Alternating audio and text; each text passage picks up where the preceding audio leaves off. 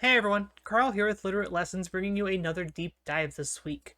This week we are talking about variance, the dreaded hacks, and how you can help mitigate that via your team building and Pokemon options.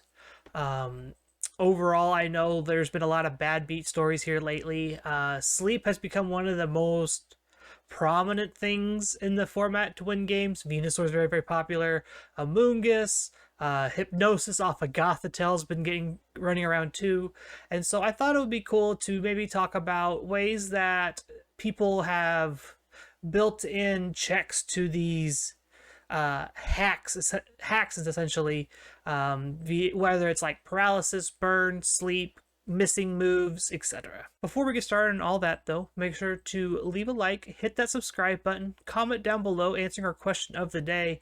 I want to hear your bad beat stories. I want everyone to share their pain of their worst hacks, or maybe you were on the giving end of said hacks. People, that happens a lot of the times. A lot of the bad beat stories I hear are things that didn't actually happen to them, but things they've seen happen to their opponents while playing the game. One of mine actually comes from that. I managed to put an opponent to sleep on both their Pokemon to sleep. They both got max sleep turns. The minute one of them woke up, they missed a very critical move to knock out my Amoonguss, and Amoonguss got to put him right back to sleep, and it just repeats the cycle again. So it can happen to anyone, but there's always ways to beat said variants. So let's talk about hacks and what it does to the game here. So obviously, if you've been playing VGC for any amount of time, you understand that Pokemon has status conditions, whether that's burn, sleep, paralysis, confusion, freeze, etc. They are not always 100% 100% accurate.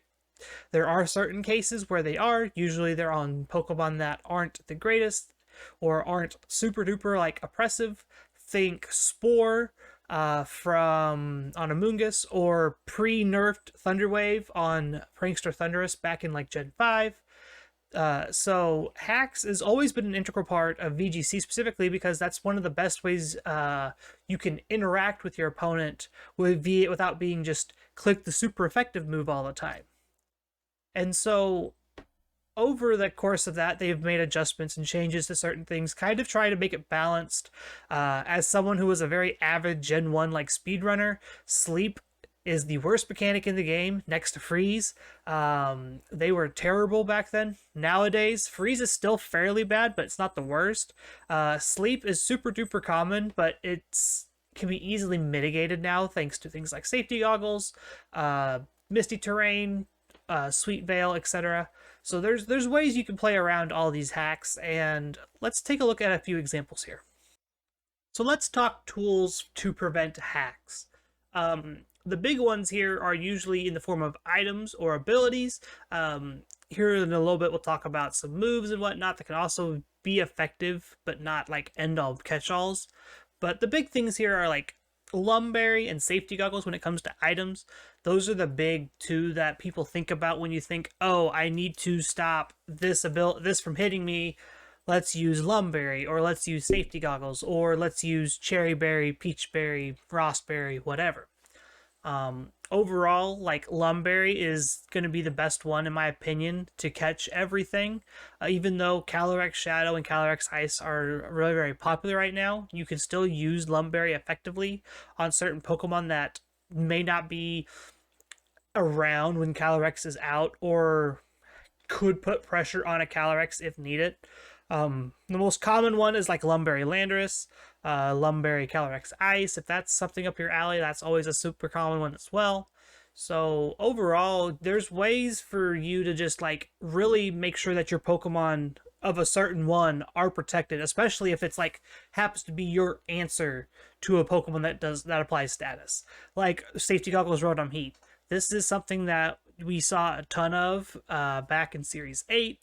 This is something that still sees a little bit of play now, is that Safety Goggles Rotom Heat as a Venusaur check, as an Amoonguss check. You also see Safety Goggles Incineroar doing the same kind of thing. I think Incineroar with goggles is much more common right now than Safety Colorless Rotom Heat, because Incineroar is also immune to Prankster, which means you aren't worried about the Thunder Waves coming from an opposing Grimmsnarl. You're not worried about the Prankster Will-O-Wisp and things like that. And again, that's another thing that you can try to help mitigate is by using like terrains.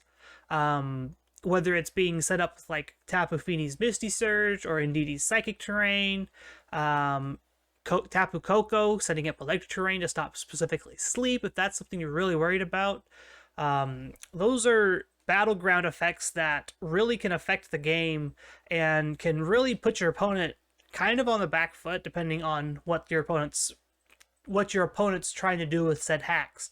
Like I said, anything grounded is going to be able to take advantage of that, like Misty Terrain, stopping all statuses, Pranksters, priority stuff not really working too much on Psychic Terrain depending on what's going on there, and so utilizing those to your ability, making room for these types of Pokemon on your team, or finding ways to do that via Dynamax maybe.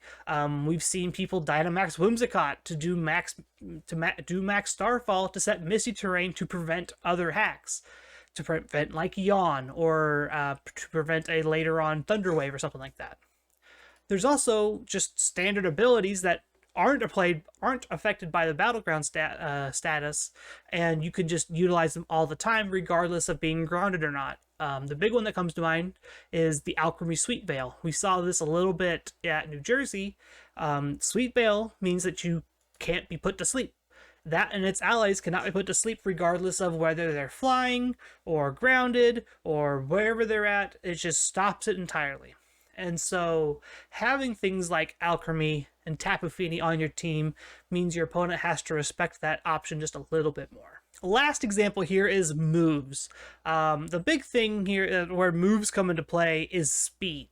Making sure you outspeed your opponent. You want to go first so you don't have to worry about your opponent being able to get you, essentially, with that Prankster move or that fast Sleep Powder from Venusaur or the Spore from Amoonguss because you couldn't knock it out. And so that's where we see things like Tailwind and Trick Room become super duper like strong, because when you pair this with pressure, most of the time your opponent has to respond with said pressure of their own, and sometimes that status move isn't always the best option. Safeguard here is another great tool, especially on certain prankster Pokemon like Whimsicott, like Meowstic. I think Klefki's the other one that gets Safeguard. And so if that's something you're interested in, you are protected from status for 5 turns. That is a very long time in VGC right now. And so being able to just set up Safeguard before anybody else can do anything outside of Fake Out and like Protect is really, really strong. The other side of that is to interrupt and kind of catch them off guard using things like Fake Out or Taunt. Taunt, especially on things like Incineroar or non-Prankstermons, is a very strong move. You see it a lot on Mimikyu nowadays, being able to stop like Gastrodon Yawn, because you're still a fairly fast Pokemon. You're faster than some of these slow Pokemon like Amoonguss, like Gastrodon, that can do these status things to you after taking a hit. And so utilizing things like Taunt can definitely make it to where they can't just sit there and spam sleep you the entire game. Fake Out is also a very, very strong tool against the prankster style stuff, where they're trying to get you on turn 1. If you can just Fake Out, double up into that prankster Pokemon, take it out, that solves your HAX problem right there. There's no more Thunder Waves coming out. There's no more Quashes or Will-O-Wisps or any of that nature. And so those are really strong tools that can be utilized on specific Pokemon that multiple Pokemon get. Let's talk about some team building things you can do to help mitigate hacks. Obviously, first and foremost, in this example here, we have Tapu Fini with Misty Surge, which is great because all of our Pokemon are grounded. So we all get the benefit of Misty Surge not allowing status to affect us. That being said, we still do have some issues on this team in general. Rillaboom can override that that terrain with Grassy Surge. That's not the end of the world. There's people who play flying types alongside like Tapu Fini, so that's not always the best option. For those situations, you can look at other options. Alchemy, Sweet Veil is very, very good. You can, I think there's a couple other ones that you can look at doing. Things like Prankster Safeguard, like I mentioned, is very, very good option.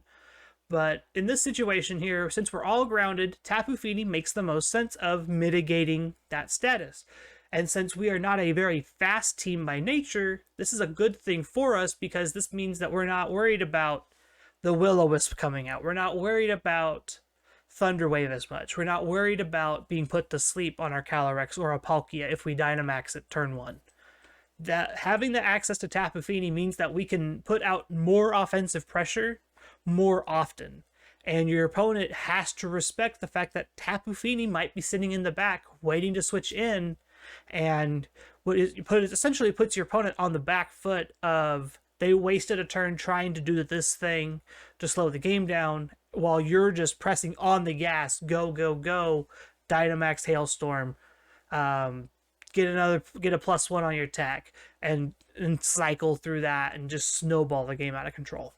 On the flip side of that, there's teams like this one that want to be faster than our opponent, and so we use things like Whimsicott to make sure we just go uber fast, and we never have to worry about our opponents clicking the status moves first.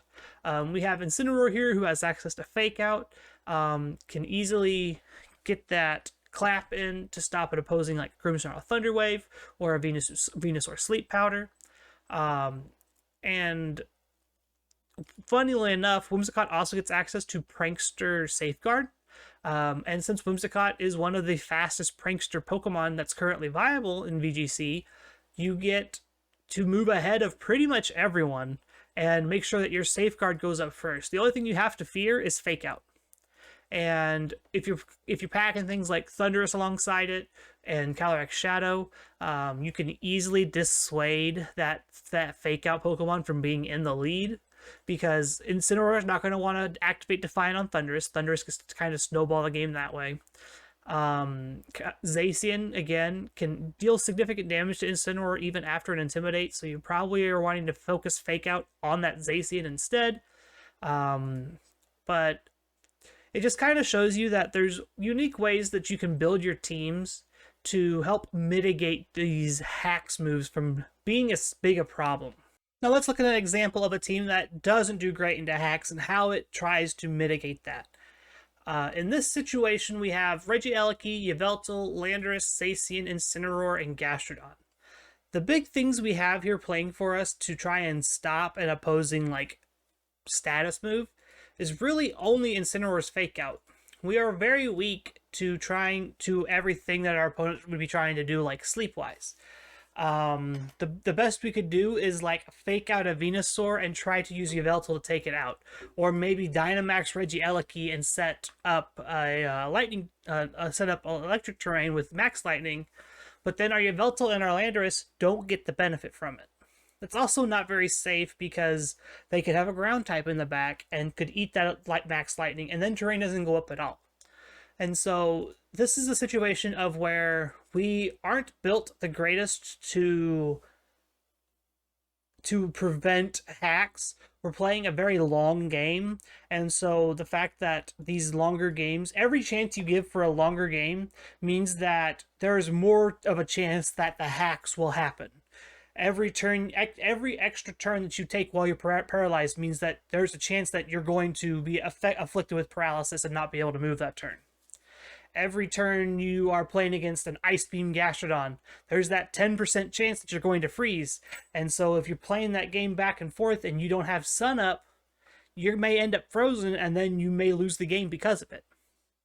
So definitely, like, when you're team building, think about that kind of stuff where you're looking at, how do I beat this hacks? How do I prevent this from ever becoming a problem for me via my team building scenarios, so I'm not forced into weird situations where I have to do certain things to prevent it. Like I said, in the case of this one, maxing Regieleki on this team is not a great option because you are 3 electric attacks and a normal attack on special Aleki. You really might struggle if you Dynamax this thing to just stop an Amoonguss Sleep Powder. An Amoonguss Spore. That's probably not worth it. I hope this kind of gave you a glimpse into ways to minimize hacks and overall variance in your game. There's a whole lot more that goes into this, like if you're looking to minimize getting crit, there's shell armor Lapras and other things like that. Again, a lot of it comes down to making sure you're doing the most with every turn you have and trying not to stall out a long drawn out game. The less turns of Pokemon there are in a game, the less chance there is for variance.